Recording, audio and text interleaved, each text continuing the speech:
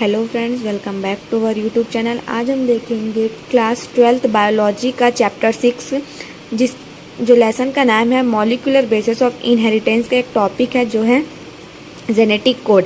Genetic code क्या होता है, उसमें क्या क्या फंक्शंस होते हैं, मैं सब चीज़ आपको एक लाइन बाय लाइन एनसीईआरटी सब बताऊंगी।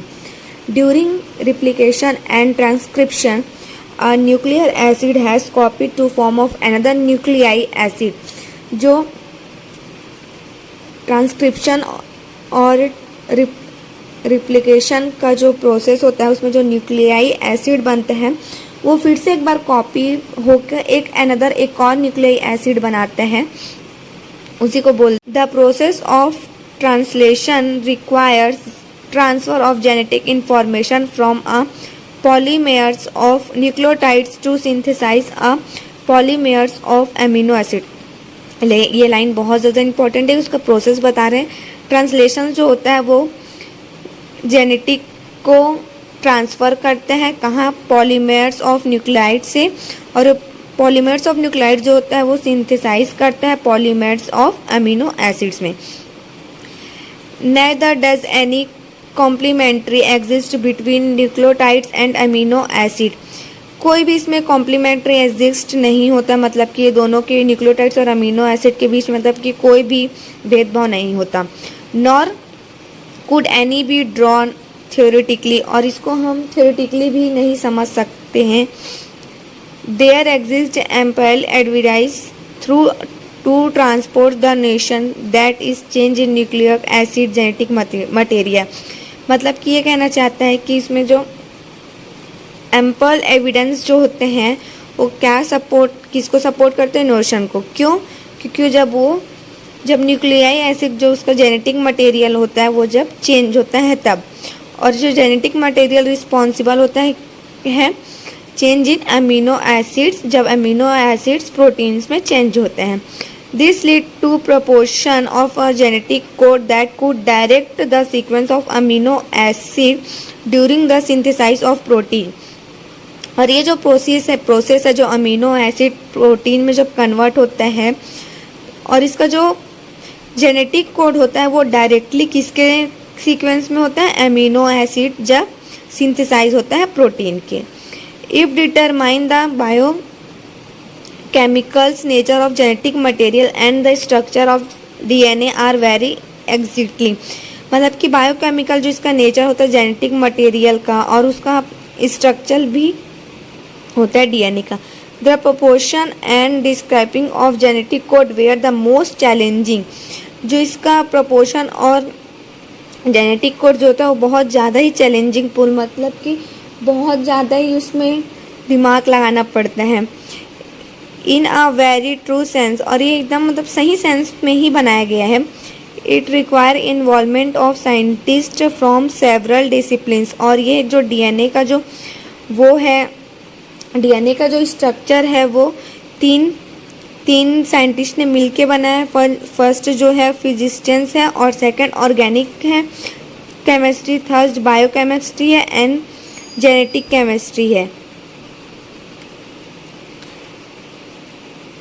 जेनेटिस्ट है।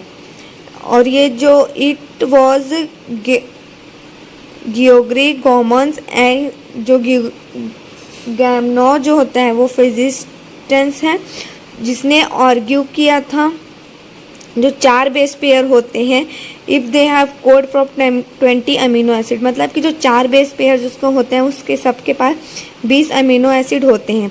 The code should constitute a combination of base pair. और ये जो कोड होते हैं उसके मतलब वो पेयर्स में होता है, कॉम्बिनेशन होता है दो का। He suggest that in order to code for all the 20 amino acid, उन्होंने ये सजेस्ट किया कि जब 4 बेस पेयर का 20 अमीनो एसिड कोड हो सकता है तो 20 अमीनो एसिड का कितने कोड होंगे।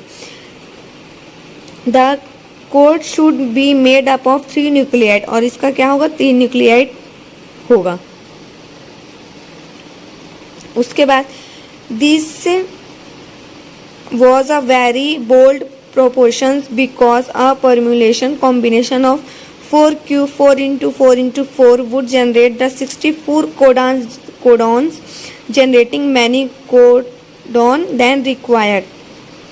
और मतलब कि जो 20 अमीनो एसिड्स बने उससे कितने कोडॉन्स बने, 64 codons, wide providing proof that the codons was a triplet. और ये जो कोडॉन्स वो कैसे ट्रिपलेट क्यों, क्योंकि इसमें 4 का पावर क्यूब है।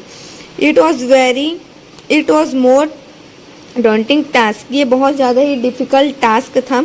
The chemical method developed by Har Gobind Khorana was, जैसे कि 64 कोडॉन्स हैं उसमें 20 अमीनो एसिड रहेंगे और 61 न्यूक्लियाई रहेंगे, और इसमें जो 3 कोडॉन्स जो रहेगा वो नॉन फंक्शनल रहेंगे, वो स्टॉप फंक्शनल रहेंगे।